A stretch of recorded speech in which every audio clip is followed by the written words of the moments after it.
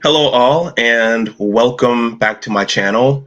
First of all, as you can see, I have made some updates and upgrades. I have a new mic here, and I'm taping this via a new webcam. So, when you're a YouTube content creator, it is good to make updates as you go along. This video is going to be entitled something to the effect of Black girls' reading level and the overall literacy rate of Black children. This is going to be a follow up to my live stream revisiting the low reading proficiency of Black boys.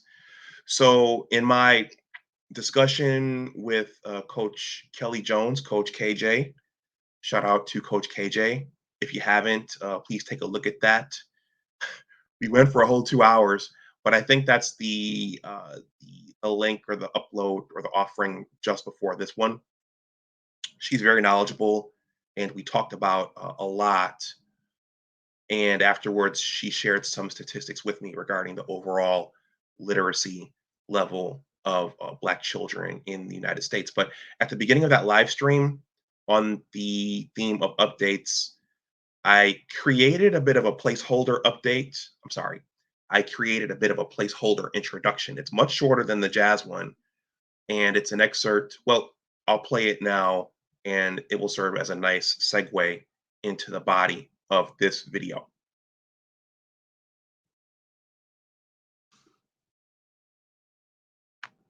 Because of where I come from, see, in this world, we're all living in different worlds, and not everybody is privy to the same information.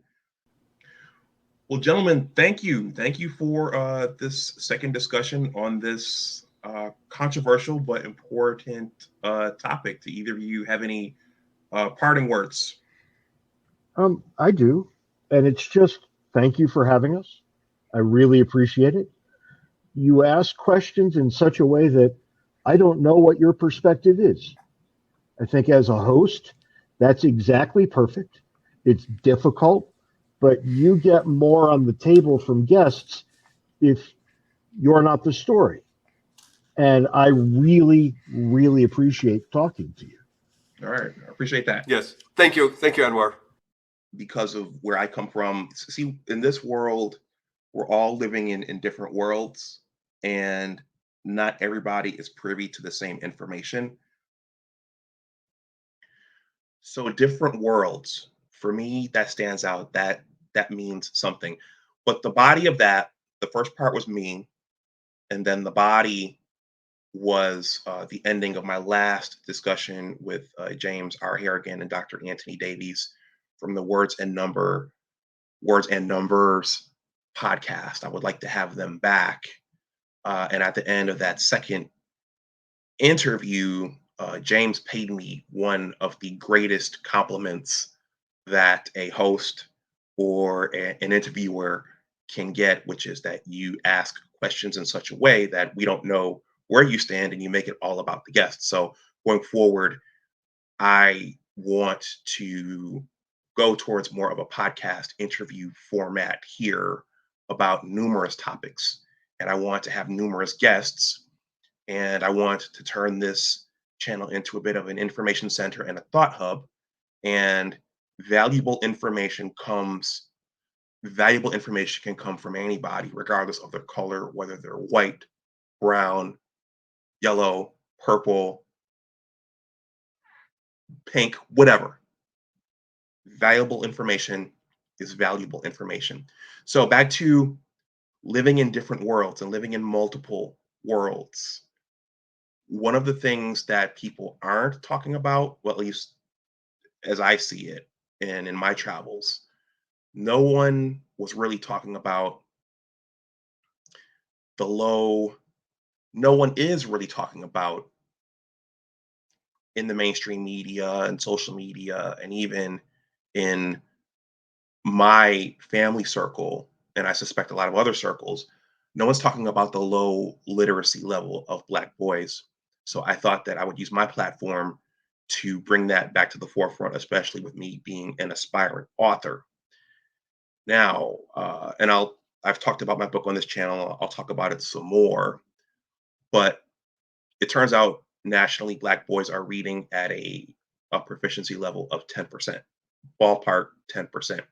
So when I finished that stream as a scientist, one of the questions you ask when you present data is what's the other side, and what are the alternative explanations, and what are the other sides of this discussion. By the way, if you hear a piano, my neighbor downstairs is a pianist, and so I don't know if the mic is picking that up as I'm talking.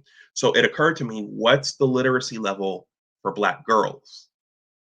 Where we're hearing about the Black boys, well, in certain sectors we're hearing about the Black boys being forsaken and being and not getting the attention they need in terms of their education in the communities they come from.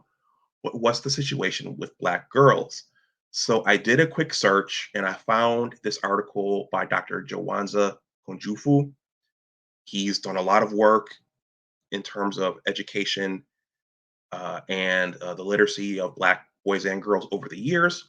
Shout out to Willie Price Speaks. He's the one who brought Mr. Kunjufu to my attention, and he brought him into my sphere. And there's a ton of content from Dr. Kunjufu. I'd like to interview Dr. Kunjufu one day if that's possible.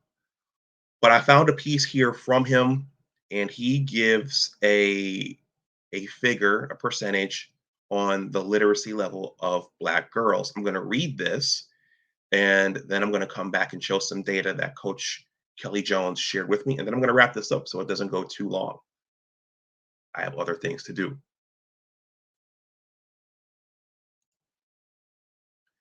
This is from African American Images, and it is entitled, "Why Are Only 18% of Black Females Proficient in Reading?" This was written by Dr. Jawanza Kunjufu. Why are Black girls having such a difficult time learning to read? Why has America been so silent? We hear so much about the fact that only 12% of Black boys in eighth grade are proficient in reading. While we understand Black boys are on life support, Black girls are in critical condition. Have Black girls been overlooked? Is 18% an acceptable level of proficiency? How can this be acceptable? I believe this is a crisis and bordering on a catastrophe. Hundreds of books, articles, conferences, and seminars exist about the plight of Black males. Even the White House has chimed in with My Brother's Keeper. Where are the books, articles, conferences, and seminars about the plight among Black females? How are Black girls going to be economically competitive with only 18% proficiency in reading by eighth grade? Who is going to teach Black females how to read? Why are schools having such difficulty? Who is going to teach Black girls to love reading? Who is going to expose them to the beauty of Black literature? Who is going to make sure Black girls are reading short stories, autobiographies, poetry, essays, and other Black literature? Who is going to introduce them to the brilliance of Black female writers? Who is going to help get Black girls so passionate about authors such as Toni Cade Bambara, Lucille Clifton, Alice Walker, Eloise Greenfield, and their own writing that Black girls literary groups become their number one way to spend free time? Is it possible that Black females know how to tweet, text, email, and write comments on Facebook, but lack proficiency on Common Core tests? Do schools understand and appreciate Black female learning styles? Are schools expecting Black girls to behave and learn like white girls? Do some schools and teachers have low expectations for Black females? What percentage of America's teachers are Black female? How important are Black female teachers to Black girls? How important are Black girls to Black female teachers? Does the presence of Black female teachers raise Black girls' test scores and enhance self esteem? If literacy were of no consequence, why did Frederick Douglass, Phyllis Wheatley, and countless others enslaved and free remain determined to read. What has happened to this determination among Black people? Why is proficiency in reading critical to societal development? Or have we in America decided proficiency doesn't matter to our future as a nation? These questions and more are addressed in my latest book, Educating Black Girls. I think I have that over there in my bookcase. My father got an extra copy at an education conference he attended here in DC sometime last year. Dr. Jawanza Konjufu is the author of more than 30 books, including the national bestsellers Raising Black Boys and Understanding Black Male Learning Styles. He has been a guest speaker at many universities and has been a consultant at most urban school districts. His work has been featured in Ebony and Essence magazine, and he has been a guest on BET and Oprah. This link will be in the description box below. Now, I know some people may come after me and say, wait a minute, Dr. Dunbar, don't take the spotlight off of the Black boys. They need the help more. He quoted 12% in his article.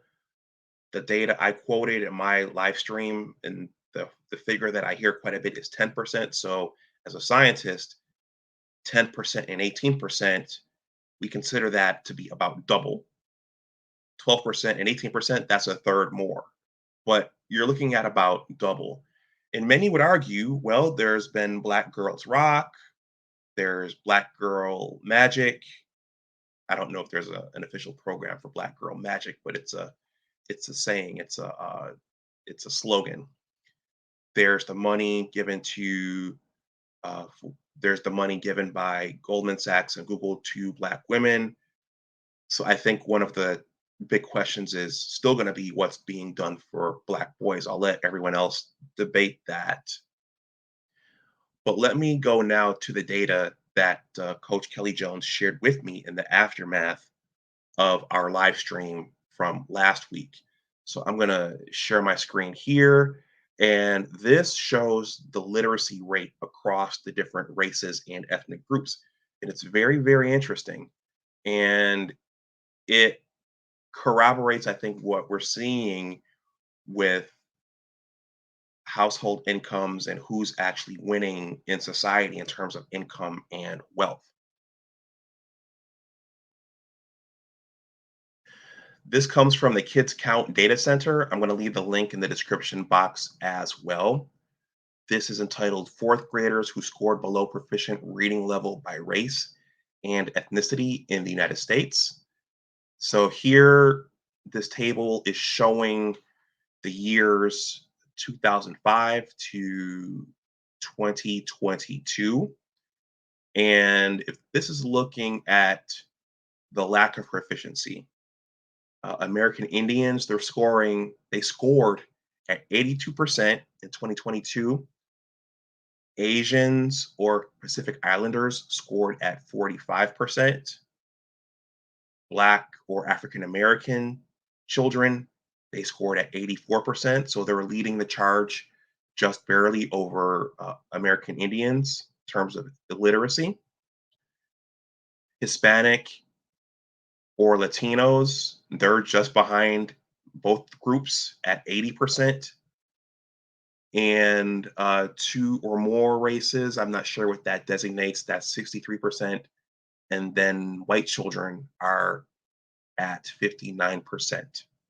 So looking at this data, not being from the education community, there's something that Asian and Pacific Islander parents and white parents are doing that American Indian parents, Black parents, and Hispanic or Latino parents are not doing because they have the lowest uh, illiteracy rates or percentages. So what's interesting as I'm looking at this is I'm not seeing a level for Middle Easterners and Arabic people.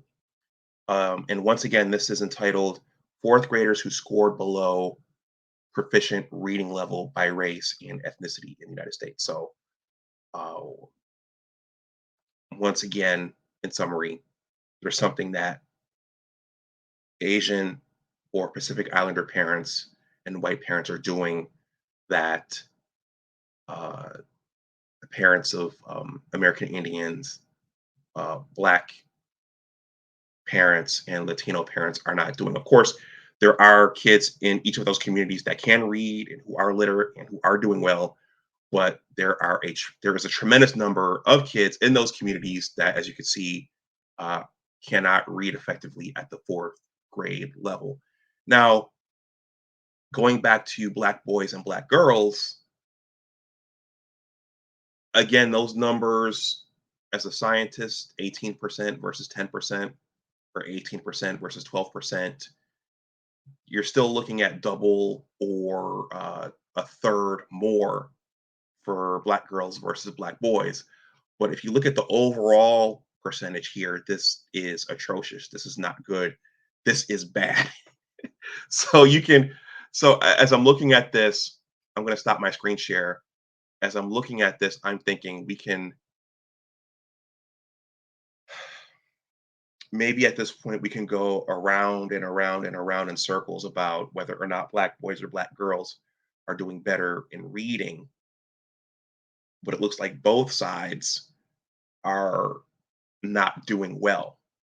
Aside from those communities and those households that do have this under control, it looks like the majority are not doing well at all. So I'm going to wrap this up here. This is Big Discussions 76, my original channel. Please like, share, and subscribe if you want to donate something to the channel. That information is below in the description box. You can also leave a super thanks if you thought any of this was useful and if any of this touched you. Also, please consider joining the Big Words LLC newsletter. In addition to being a YouTube content creator, I'm also a writer with 2 blogs and a book project on the way. And I think that's it. Everyone, enjoy the rest of your day. Look out for one more live stream. I think I'm going to do one more live stream before taking a bit of a break from live streaming in August. You may still see pre-records and some shorts here and there, but I think the live streaming is going to take a break, or I'm going to take a break from the live streaming in the month of August, and I'm going to regroup and rethink some things and just get some rest. So um, look for one more live stream before August. So with that, everyone, let me know what you think in the comments section below. Let me know if you have questions or if you agree or disagree with anything that I've said, or what you think about this data in general. All right. With that, as always, remember that your attitude determines your altitude. Always try to do your best. Take care, and I'll talk to you the next time. Bye-bye.